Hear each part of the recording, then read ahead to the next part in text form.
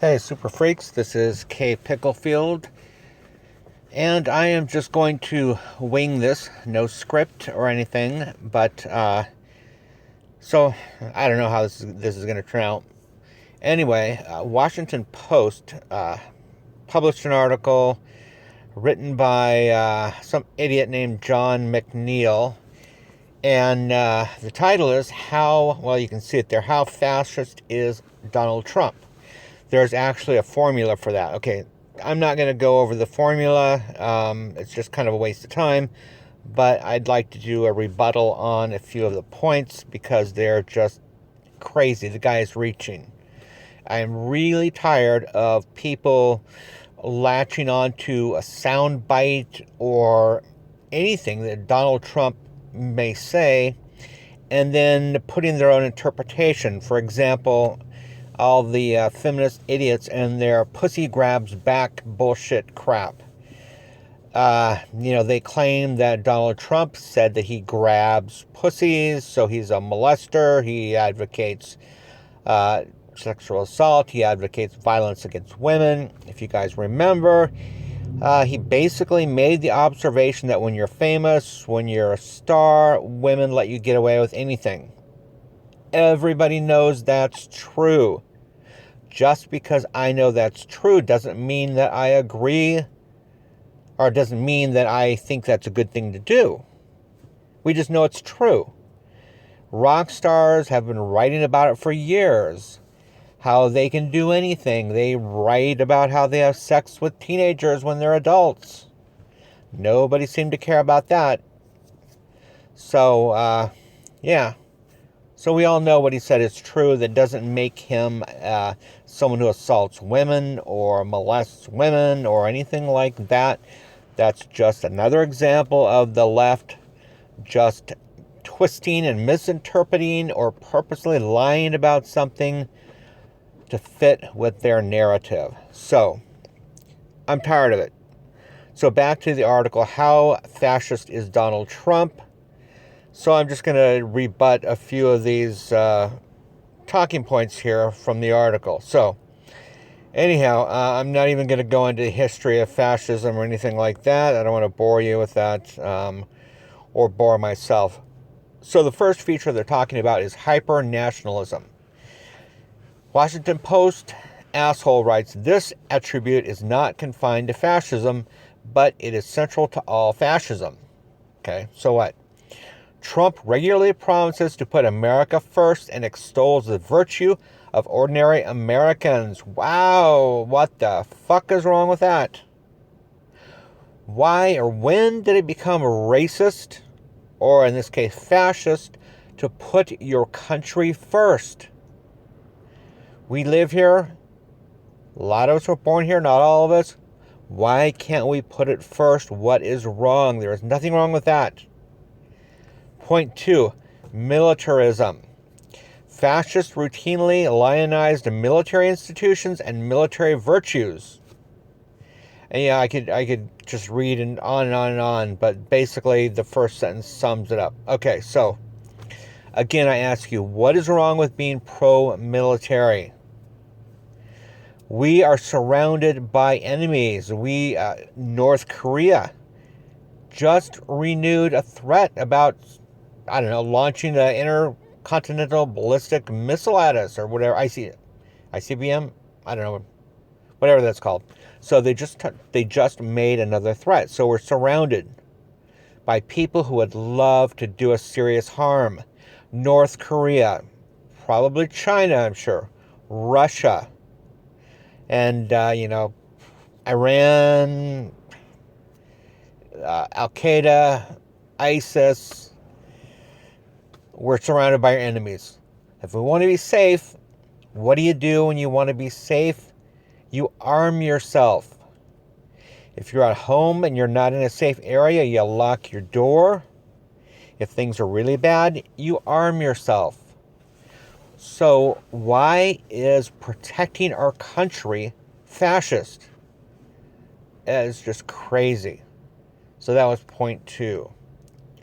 Point 3. Glorification of violence and readiness to use it in politics. Fascists such as Mussolini thought violence could cleanse and redeem a tarnished nation.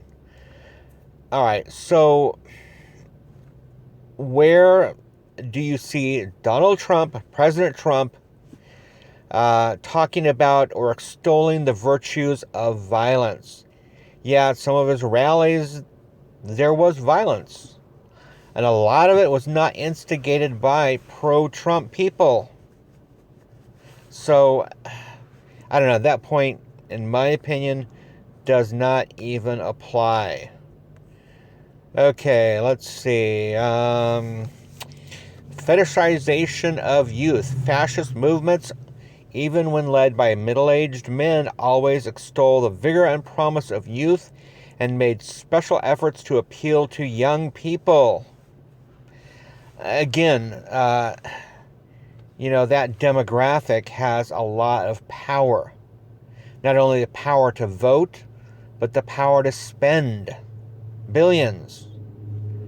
So it's important. Advertisers constantly court young people. And if you want to win the presidency, you got to do that too. Of course, a little older than, they have to be 21, but still. So I don't know. That, to me, that doesn't make sense. Okay, so let's see. Next one is fetishization of masculinity. Fascists trumpeted what they saw as masculine virtues and supported male authority within the family and society, urging women to confine their sphere to home and children.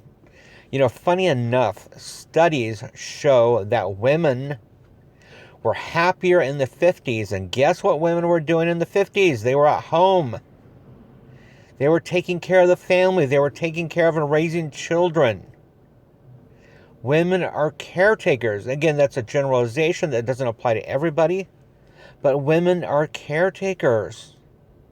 It fits with their personalities. They do better. They're more compassionate. They do better than men taking care of children. And now we have feminists coming at men from all angles, and they're trying to destroy masculinity. And they start with kids when they're young. They start with little boys in the classrooms, not letting them be boys, not letting them play and rough and tumble. That's how they learn boundaries. That's how they eventually learn to become men. And that has become bad. Anything in this society now that is masculine is bad thanks to the left. Thanks to SJWs, feminists.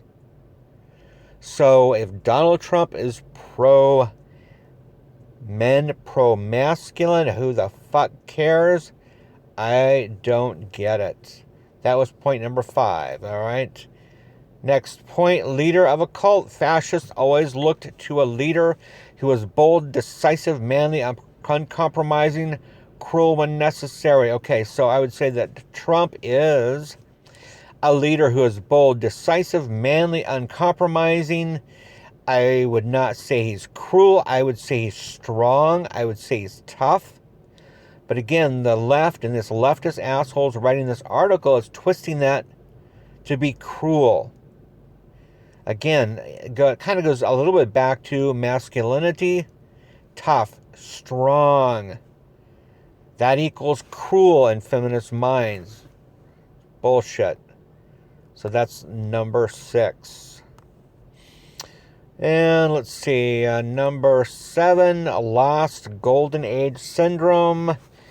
Italian and German fascism shared a strong commitment to the notion of national rebirth. Okay, so make America great again. I guess you could say that's kind of a national rebirth. Yeah, Donald Trump is trying to rebuild or, quote, rebirth the nation. Turn it around, build it up, start over again. We've had so many presidents who have done so many bullshit promises, gotten to office, and not really done anything positive. Obama, for starters. But I'm not going to get into all the bullshit he did. So, lost golden age, yeah, good for Trump. Okay, let's go to the next one. Let's see. Self-definition by opposition. Fascists define themselves as the bulwark against various evils and menaces to the nation. Those included communism, routine democratic politics, the traditional conservatism of the industrial, and I'm not even going to continue with that. And I'm not even sure what to say about this. A bulwark against various evils like communism. What is wrong with that? Again, I could go into more details, but, I don't want to. Oh, and down here it says, Trump constantly rails against political correctness. Wow. Political correctness is just another way the left uses to destroy free speech. Political correctness is a cancer that needs to be stopped. We have to push back against that. That is not a strike against Trump. Okay, let's see. Number 9, mass mobilization. Mass mobilization and mass party. Both Mussolini and Hitler rode to power on a tidal waves of support. Wow. So, to become a president, you don't need the public behind you. You don't need the votes. How are you going to become president if you don't get the votes? How are you going to become president if you don't rally a nation behind you?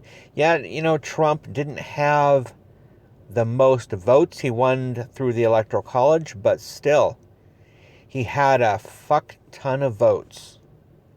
The nation was and is behind him.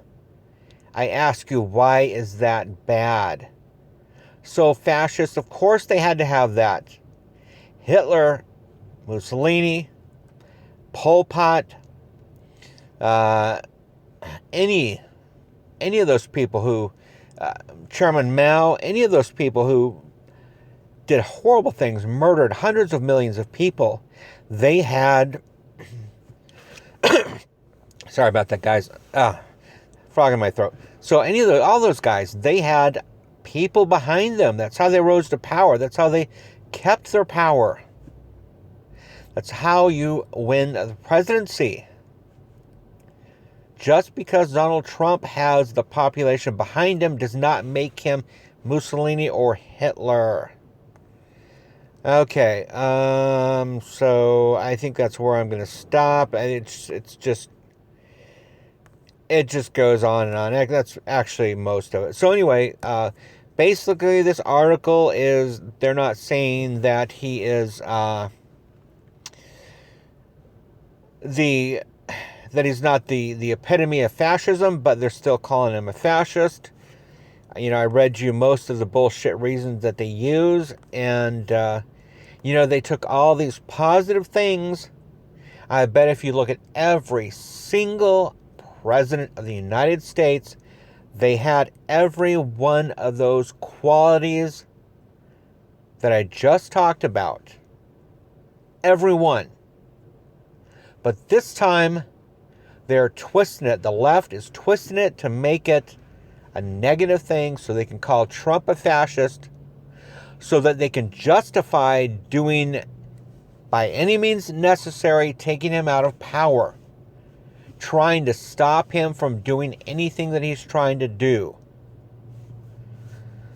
I just hate all this crap. It's just unbelievable. So anyways, I think I'm spent. I'm not going to go over this anymore, but that's just what I wanted to say. This was a post by, the Washington Post. This was an article by Washington Post. I guess it's just Washington Post online. I don't know if it's in the print edition or what. Anyways, and I believe, of course, that's owned by Jeff Bezos and Amazon, and don't even get me started about that asshole. So, this article is not a new article. This was back in 2016, towards the end. Didn't see it then. John McNeil is the feminist asshole who wrote the article, and obviously has a left-leaning agenda, just like the Washington Post. So, if you want to look it up, go ahead, because I'm using my cell phone to record this. Using a screen recorder, I can't link it. Sorry about that, guys. So anyways, This is KPikklefield, and I am signing off. If you want to keep up with what's going on, I tweet a lot. Just look at KPikklefield.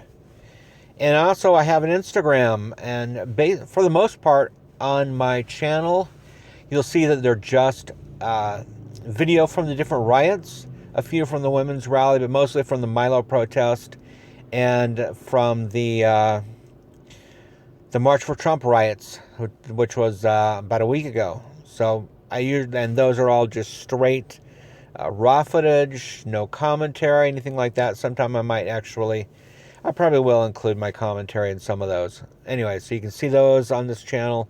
I'm going to start making videos and try to take this serious, so I would appreciate the comments, likes, subscriptions. It's not monetized. I don't have a Patreon account. If you want to see a lot of photos of all this stuff too, there's about 150 photos so far on my Instagram, k.picklefield on Instagram. Go ahead, check those out. So anyway, this is me, and I'm signing out. Thanks for listening.